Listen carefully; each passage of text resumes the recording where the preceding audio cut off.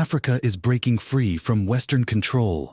In this video, we explore the continent's bold move to shake off Western dominance by embracing China's zero-tariff trade policies and securing $20 billion in debt relief from Russia. These groundbreaking decisions are set to revolutionize Africa's economy, paving the way for unprecedented growth and development.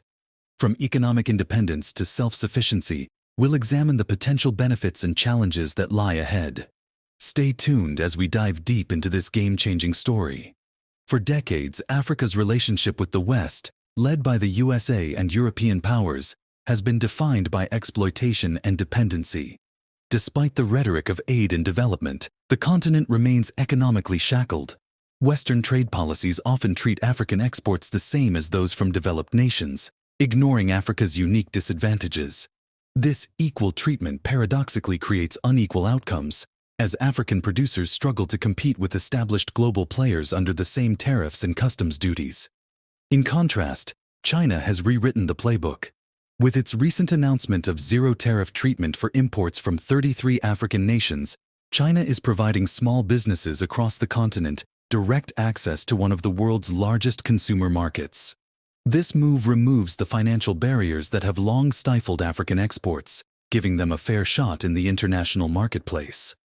Imagine Tanzanian honey, Zimbabwean oranges, and Malagasy textiles flooding the Chinese market, creating jobs and boosting local economies. This policy is not an isolated gesture. It's part of a broader strategy that includes a $51 billion pledge to Africa, a commitment to triple infrastructure projects, and deepened cooperation in agriculture, clean energy, and technology. African leaders have hailed these initiatives, recognizing the tangible opportunities they bring for modernization and industrial growth. Before we continue, a quick reminder to like this video if you're enjoying the content so far, and don't forget to subscribe to African Finance Watch for more insights into Africa's economic trends and investment opportunities. Hit the notification bell so you never miss our latest updates. Now let's continue. And then there's Russia, which recently erased $20 billion in African debt. This debt forgiveness, much of it tied to the Soviet era, is a strategic move to strengthen diplomatic ties and foster collaboration in trade, energy, and infrastructure. It's a clear signal. Africa is no longer seen as a charity case, but as a partner in global economic strategies. What do you think? Are these moves by China and Russia a genuine effort to help Africa, or do they have hidden agendas? Share your thoughts in the comments below. The lingering effects of colonization remain evident in Africa's economic structures. Colonial powers designed economies to extract raw materials for Europe, suppressing local industries and leaving a legacy of dependency. Infrastructure projects like railways and ports were built, but only to transport goods to European markets.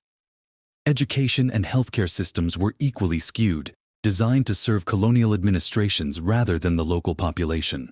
The result? Economies vulnerable to global price fluctuations, limited industrial capacity, and underdeveloped infrastructure. Now, African nations are rewriting this narrative, and the Alliance of Sahel States, AES, comprising Mali, Niger, and Burkina Faso, is leading the charge.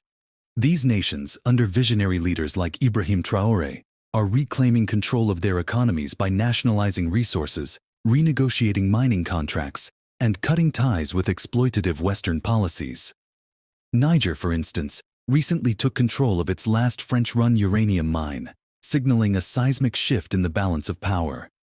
This move not only asserts sovereignty, but also ensures that resource revenues benefit the local population. China's partnership with Africa is rooted in a shared history of anti-colonial struggle. During the liberation movements of the 1950s and 1960s, China provided material and ideological support to nations like Algeria and Zimbabwe.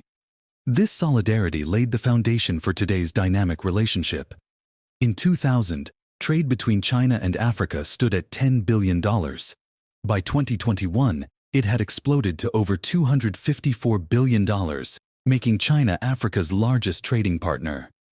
Initiatives like the Belt and Road Initiative, BRI, are transforming infrastructure across the continent, from Kenya's standard gauge railway to Ethiopia's Addis Ababa-Djibouti line. But it's not just about trade and infrastructure. China's zero-tariff policy aims to create a more balanced and equitable trade relationship. By allowing African products to enter its market without tariffs, China is leveling the playing field. For instance, Uganda's exports to China have surged, benefiting local businesses and communities. This policy also encourages African nations to diversify their exports, moving beyond raw materials to value-added goods. Isn't this the kind of forward-thinking partnership Africa has been waiting for? Meanwhile, Western powers are scrambling to maintain their influence. France, in particular, has faced a series of blows in Africa. From being ousted militarily in Mali, Burkina Faso, and Niger, to losing control of critical resources like uranium, France's presence on the continent is rapidly diminishing. In response, it has cut aid to Niger and accused African nations of aligning with non-Western powers. But these actions only deepen the divide. How should Africa respond to these moves? Let us know your perspective. Russia's debt relief initiative is another turning point. By forgiving $20 billion in debt, Russia is positioning itself as a partner rather than a creditor. This aligns with Africa's growing demand for relationships based on mutual respect and benefit.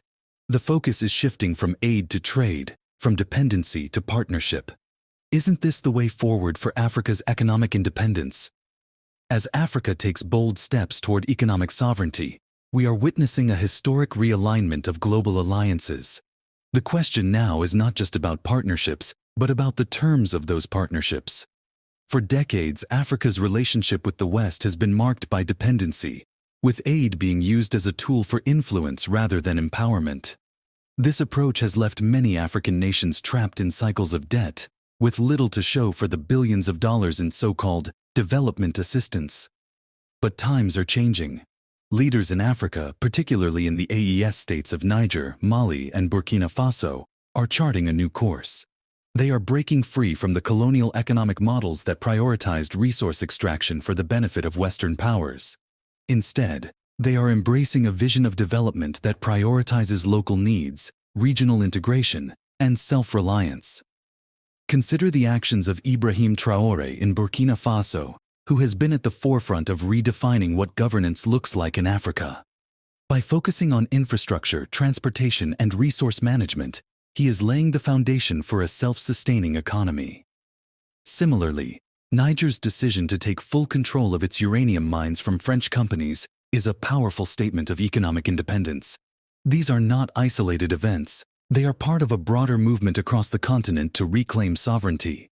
China and Russia have emerged as key players in this new chapter of Africa's development. Their approach is fundamentally different from that of the West. Instead of imposing conditions and perpetuating dependency, they are offering partnerships that emphasize mutual benefit. China's zero-tariff policy, for instance, is a game-changer. By giving African products unrestricted access to its massive consumer market, China is addressing one of the biggest challenges African producers face: market access. Imagine the possibilities. Tanzanian honey making its way to Chinese supermarkets, Zimbabwean oranges becoming a staple in Chinese households, and Malagasy textiles gaining international recognition. These are not just economic transactions. They are opportunities for African producers to build global brands, create jobs, and transform local economies. How do you see this shift impacting Africa's long-term economic prospects? Let us know your thoughts in the comments. Russia's debt forgiveness is equally significant. By wiping out $20 billion in African debt, Russia is sending a clear message. It values its relationship with Africa not as a creditor, but as a partner. This move is not just about economics. It's a diplomatic gesture aimed at deepening ties and fostering trust. The focus on trade, energy, and infrastructure aligns perfectly with Africa's priorities and demonstrates a willingness to collaborate on equal terms. But these developments are not without challenges. For Africa to fully capitalize on these opportunities, it must address internal issues such as governance, corruption, and infrastructure gaps. The AES states have set an example by prioritizing resource control and economic reforms, but the journey is far from over. What do you think are the biggest obstacles Africa faces in achieving true economic independence? Share your insights below. As Western influence wanes, the response has been mixed. France, for instance, has resorted to cutting aid and accusing African nations of aligning with adversaries. These actions only highlight the West's growing frustration and inability to adapt to the changing dynamics. The era of paternalistic relationships is over, and Africa is making it clear that it will no longer tolerate being treated as a junior partner. The actions of African citizens are equally inspiring. Across the continent, people are demanding accountability from their leaders and challenging neo-colonial structures. From protests against exploitative mining contracts to grassroots movements advocating for fair trade, Africans are taking control of their destinies. This groundswell of activism is a testament to the resilience and determination of the African spirit. In this new era, the role of African leaders is crucial. The AES states have demonstrated what can be achieved when leaders prioritize their people over foreign interests. Their actions are not just reshaping their own countries but are inspiring a wave of change across the continent. This is Africa's moment to redefine its place in the global order, and the world is watching. As we wrap up, one question lingers. Will Africa seize this moment to fully break free from its colonial past and build a future of true independence and prosperity? With new alliances, visionary leadership, and the unwavering determination of its people, the answer could very well be yes. But the road ahead requires vigilance, unity, and a commitment to putting African interests first. Thank you for joining us in exploring this transformative period in Africa's history. If this video resonated with you, please like, share, and subscribe to our channel for more in-depth analyses of Africa's journey toward economic sovereignty. Together, let's continue the conversation and support the efforts to build a brighter future for the continent. See you in the next video. Thanks for sticking with us to the end. If you found this video helpful, make sure to give it a thumbs up and subscribe to African Finance Watch for more in-depth content on Africa's economy and investment opportunities. Don't forget to hit the notification bell so you'll be the first to know when our next video drops.